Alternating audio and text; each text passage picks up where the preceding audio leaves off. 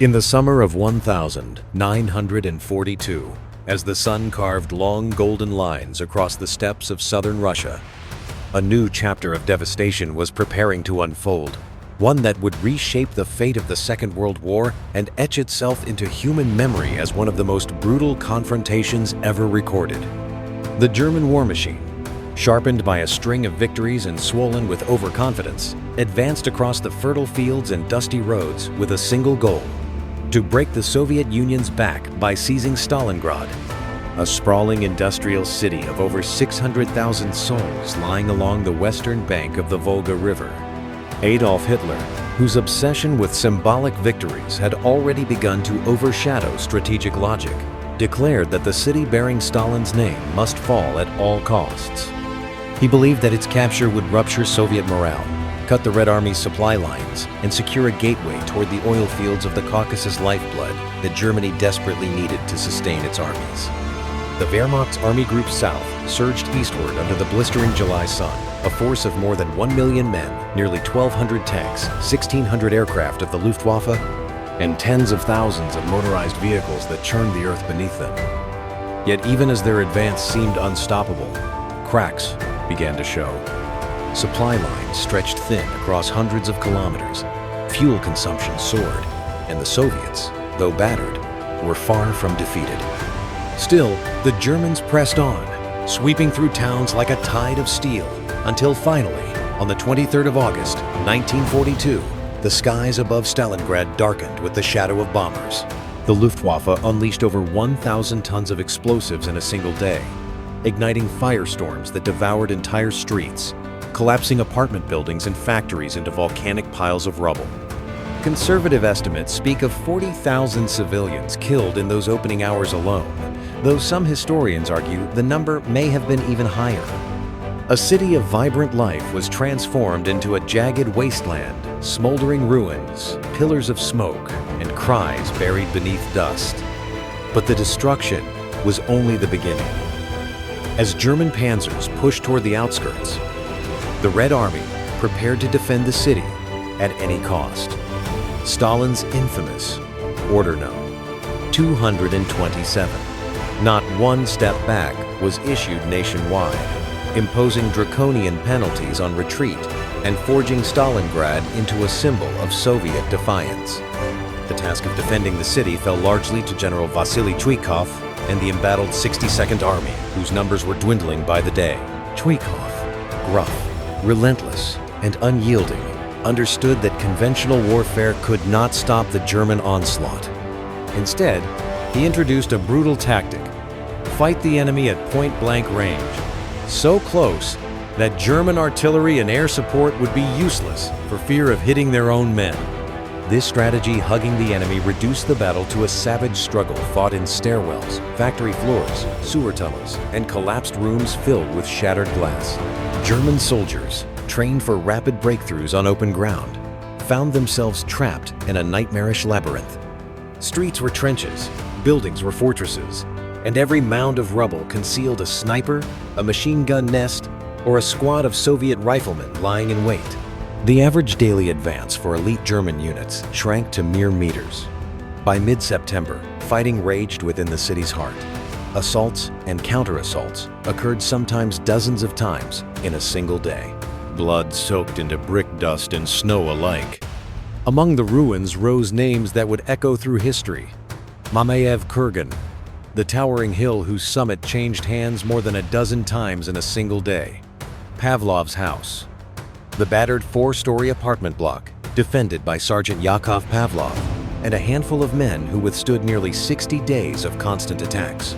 The Red October steel factory, the Barricade gun factory, and the tractor factory, where workers in overalls once welded tanks, even as shells landed only a few hundred meters away.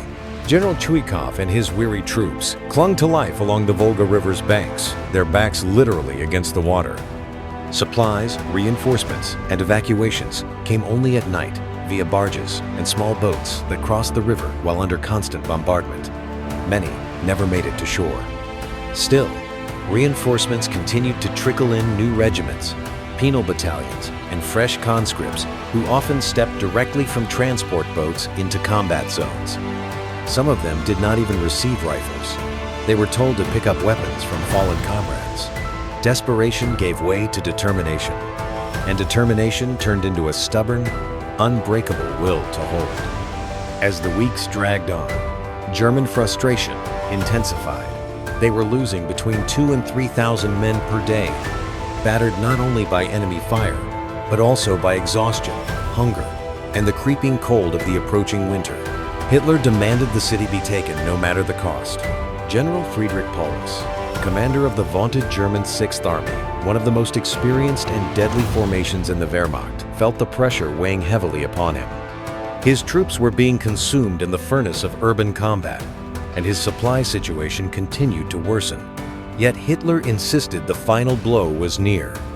The city was almost entirely in German hands, save for a narrow strip of land near the river where Chuikov's survivors fought like ghosts in the dust.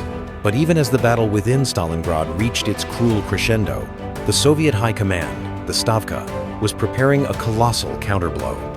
While German forces were fixated on capturing the final pockets of resistance, Soviet planners marshaled over 1 million men, 1,500 tanks, nearly 900 aircraft, and more than 13,000 artillery pieces on the snowy steppes north and south of the city.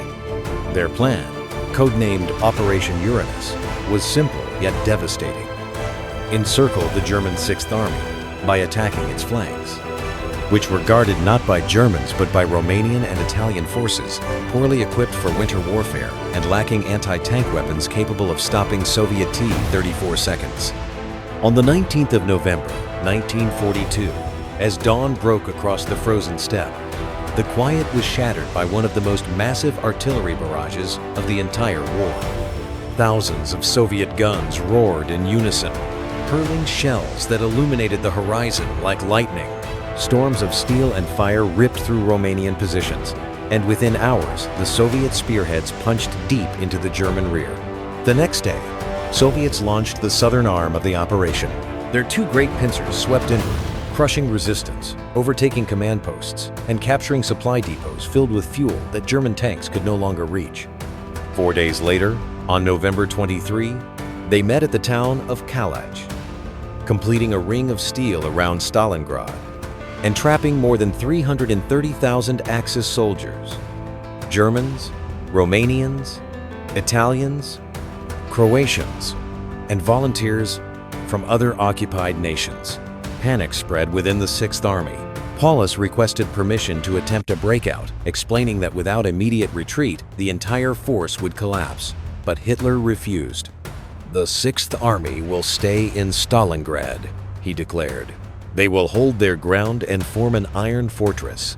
He promised that the Luftwaffe, under Hermann Göring's assurances, would supply the trapped army by air at least 300 tons of food, fuel, ammunition, and medical supplies per day.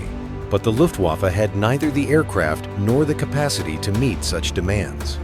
The most it ever delivered on a single day was around 289 tons, and often it delivered far less, averaging only 80 to 100 tons daily, sometimes as low as 20. Transport planes were shot down by Soviet fighters or anti-aircraft fire, or crashed in the blinding snow. Frozen corpses of flight crews were found inside wreckage scattered across fields of ice. As winter deepened, temperatures plummeted to -20, even -30 degrees Celsius. Inside the shrinking German perimeter, conditions deteriorated rapidly. Horses were slaughtered for meat. Rations dropped to a few hundred grams of bread a day, sometimes mixed with sawdust to stretch supplies. Frostbite blackened fingers and toes. Untreated wounds festered in the cold. Ammunition dwindled until some soldiers rationed bullets, one at a time. Medical units ran out of morphine, bandages, and even clean water. Fuel shortages rendered tanks useless. Their engines froze solid. Entire battalions ceased to function as coherent fighting forces. The once proud 6th Army was slowly starving, freezing, and bleeding to death. Meanwhile, the Soviets tightened their grip. Operation Little Saturn, launched in mid-December, smashed through Italian forces west of Stalingrad, destroying entire divisions and forcing the Germans to retreat further. A relief effort, led by Field Marshal Erich von Manstein, attempted to break through to Paulus, reaching within 60 kilometers of the pocket. But Paulus could not or would not attempt a breakout without explicit orders from Hitler. Those orders never came. By January 1943, the encircled army had been split into two pockets, northern and southern, as the Soviets pressed from all sides. Soviet artillery pounded the trapped soldiers relentlessly. Frostbitten men huddled in trenches, cellars, and makeshift bunkers as shells screamed overhead and explosions shook the frozen earth. Disease seeded itself among the starving ranks. Typhus spread through lice-ridden clothing. Dysentery and pneumonia ravaged the weak. Soldiers wrote their final letters home, many of which never reached Germany. They burned furniture, ammunition crates, and even books to stay warm. Others scavenged through the belongings of the dead for boots, coats, or scraps of food. Conversations turned toward despair and a single haunting question: why had they been abandoned? When Soviet troops finally stormed the southern pocket in late January, resistance crumbled. Entire regiments surrendered without a fight. General Paulus, promoted to field marshal by Hitler in a final attempt to pressure him into suicide since no German field marshal had ever been captured alive, chose instead to surrender. On the 31st of January 1943, in the basement of the bombed-out Uvermag department store, the once mighty commander of the 6th Army was taken into captivity by Soviet forces. His troops followed, tens of thousands of them stumbling forward with frostbitten feet, emaciated bodies, and hollow eyes. Of the 330,000 troops who had been encircled, approximately 91,000 remained to surrender. Only around 5,000 to 6,000 of them would ever see Germany again after years of captivity. Those who laid down their weapons did so not out of cowardice, but out of the crushing inevitability of fate. Many had not eaten in days. Others could no longer fire their rifles because their fingers were too swollen or blackened by frostbite to pull a trigger. Some had wrapped rags around their feet because their boots had long since disintegrated. They walked through streets littered with burned-out tanks, shattered beams of factories, and the twisted remains of once bustling neighborhoods. The city that had resisted them so fiercely now stood as an open graveyard, silent except for the wind that cut across the Volga like a blade. And yet, even in surrender, many could not fully grasp the scale of their defeat. They had been told repeatedly that relief was coming, that the Führer would not abandon them. But now, as they trudged shivering into captivity, the bitter truth was undeniable. Stalingrad had become the tomb of the 6th Army. In the northern pocket, resistance lasted until the 2nd of February 1943. Some officers tried to hold out in the ruins of the tractor factory or the Barricadi gun plant, but it was futile. Soviet forces, hardened by months of brutal combat, swept through the ruins with determination fueled by hunger, grief, and vengeance. Many had lost family earlier in the war, or in the initial bombing of Stalingrad. For them, every street captured was a step toward justice. As the last pockets of resistance were crushed, German soldiers emerged from cellars and bunkers in small groups, hands raised, their faces gray from cold and smoke. Some cried, others stared blankly ahead, broken by exhaustion and disbelief. Within hours, the guns finally fell silent across the city. News of the German defeat spread rapidly. Across the world, headlines declared Stalingrad a turning point. In Berlin, Hitler refused at first to acknowledge the loss, insisting that Paulus had acted dishonorably. But his rage could not mask the strategic disaster. The Wehrmacht had lost nearly 800,000 men in the campaign, counting the dead, wounded, missing, and captured. Germany's prestige was shattered, its aura of invincibility dissolved. For the first time, many within the Nazi regime realized that the war on the Eastern Front could not be won. The Soviet Union, though victorious, had paid an even more staggering price. Conservative estimates place Soviet casualties at 1.1 million during the Stalingrad campaign, including killed, wounded, and missing. Entire divisions were destroyed. Streets once filled with children and merchants now lay in rubble. Civilians who survived the inferno often did so only by hiding in basements, cellars, or beneath collapsed floors during the months-long siege. Many emerged to find their families gone, their homes destroyed, and their city transformed into a landscape of charred ruins. Yet, for all the horror, the population felt a sense of triumph. Against all odds, they had stood their ground. They had stopped the seemingly unstoppable. Historians often refer to Stalingrad as the most brutal battle in recorded history.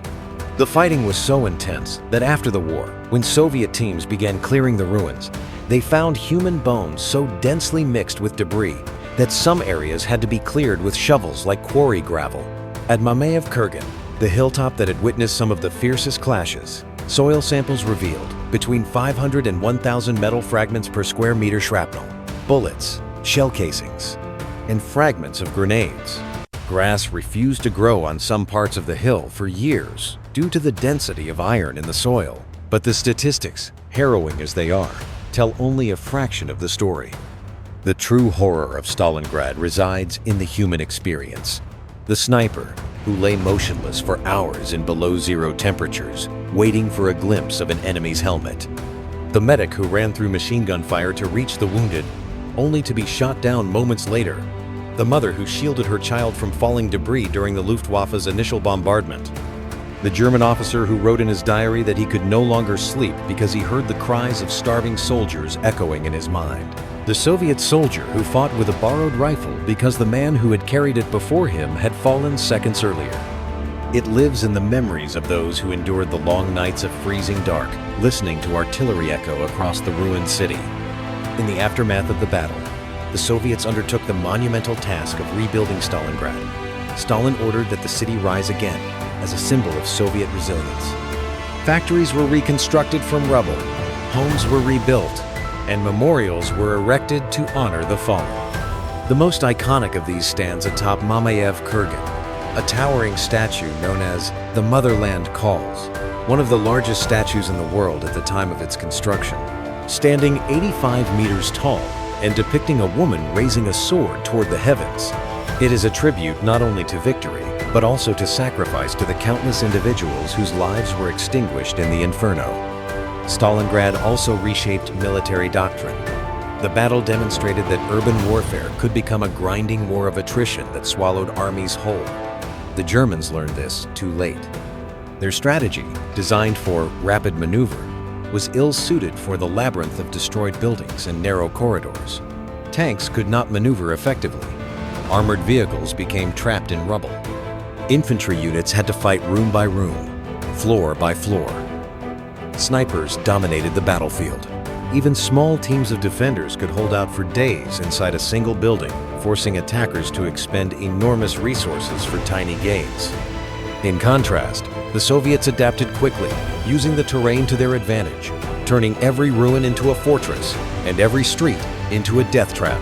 Their tactics of infiltration, close-quarters combat, and constant counterattacks proved decisive. Beyond the battlefield, Stalingrad had profound political consequences. It shattered the myth of German invincibility and galvanized resistance movements across Europe. Countries under Nazi occupation drew hope from the Soviet victory, believing that liberation was possible. In Germany, confidence in Hitler began to erode, even among senior officers.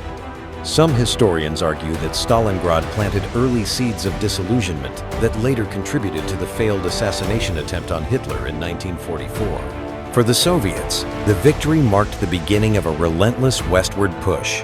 After Stalingrad, the Red Army launched offensive after offensive, gradually reclaiming territory lost in the early years of the war. Although the road to Berlin was still long and paved with countless more battles, Stalingrad shifted the momentum irreversibly. It proved that Germany could be defeated, that the Red Army could endure unimaginable suffering and still prevail. The victory became a cornerstone of Soviet identity, celebrated every year and immortalized in books, films, and monuments. Yet, amidst these grand narratives, it is vital to remember that Stalingrad was fought not by abstract forces, but by ordinary men and women. Many were young, barely adults, torn from their homes and thrust into the crucible of war. Diaries recovered from the battlefield speak of longing for warmth, for family, for an end to the killing. Some German soldiers wrote about how they no longer believed in victory or even in survival, while Soviet soldiers wrote with grim resolve, aware that retreat meant death and that the fate of their homeland depended on their endurance. Civilians recorded the terror of bombardments, the struggle to find clean water, and the heartbreak of losing loved ones. These personal testimonies, though often brief and fragmented, offer invaluable glimpses into a tragedy so vast that no statistics can fully capture it. As months turned into years and the war continued to rage across Europe, Stalingrad remained a stark reminder of the human cost of conflict. Many of the German prisoners captured there perished in Soviet labor camps due to disease, malnutrition, and harsh conditions. Only a small fraction returned home after the war, carrying with them memories that haunted them for the rest of their lives. Survivors on both sides bore scars, physical and emotional, that never fully healed. Today, when one walks through the modern city of Volgograd, built upon the ashes of old Stalingrad, it is difficult to imagine the scenes that once unfolded there. Children play near the banks of the Volga. Cars move along paved roads. The factories hum with life again. But monuments and museums ensure that the past is never forgotten. Visitors can still see the remains of the flour mill building, preserved exactly as it stood after the battle, its walls riddled with bullet holes and shrapnel. They can walk the steps of Mamaev Kurgan, where the ground beneath their feet contains the bones of thousands. They can stand before the motherland calls and feel the weight of history pressing gently yet firmly against their spirit. The significance of Stalingrad extends beyond its military and historical importance. It stands as a testament to human resilience in the face of unimaginable adversity. It reminds us that even in the darkest moments, when hope seems lost and the world appears to crumble, people can still find strength, whether through duty, love, or the simple desire to survive another day. It reminds us of the fragility of civilization and the devastating consequences of unchecked aggression and ideologies that glorify war. As decades pass and the last survivors of the battle leave this world, their stories remain, carried forward by historians, families, and nations that refuse to forget. Stalingrad teaches us not only about the horrors of war, but also about the responsibility of remembrance. To honor the dead is to acknowledge the price of peace. To study the battle is to guard against repeating its tragedies. In the end, the Battle of Stalingrad was not merely a clash between armies. It was a collision of wills, ideologies, and human spirits. It demonstrated that victory in war is never clean, never glorious, never free of suffering. It is built upon sacrifice, endurance, and a determination that borders on madness. The city that bore the weight of this titanic struggle emerged forever scarred, yet also immortalized as a symbol of unyielding resistance. When we speak of Stalingrad today, we speak not only of strategy, numbers, or commanders. We speak of the frozen breath of soldiers in the winter air, the roar of collapsing buildings, the cries of the wounded echoing through shattered streets, the rumble of artillery shaking the ground, the desperate whispers of men writing their final words by candlelight, and the silent determination of those who refuse to give up, even when death seems certain. We speak of a battle that transformed the course of history and revealed both the worst and the best of humanity. And as the Volga continues to flow, indifferent yet eternal, it carries with it the memory of all that transpired along its banks in those brutal months between 1942 and 1943. The river witnessed the rise of fire, the fall of armies, the struggle for survival, and the final, hard-won triumph. The waters that once reflected the flames of burning factories now reflect the evening sun, calm and serene, as if urging us to seek peace instead of war, understanding instead of hatred. For in the ashes of Stalingrad lies a message etched deeply into the chronicles of time, that war devours everything, nations, cities, families, and dreams, and that its only true lesson is the necessity to prevent its return. The ghosts of Stalingrad linger not to terrify, but to remind us. They whisper through the wind that sweeps across Mamaev Kurgan, through the halls of memorial museums, through the cracked bricks of preserved ruins. They whisper, "Remember us. Remember what happened here. Remember what must never happen again."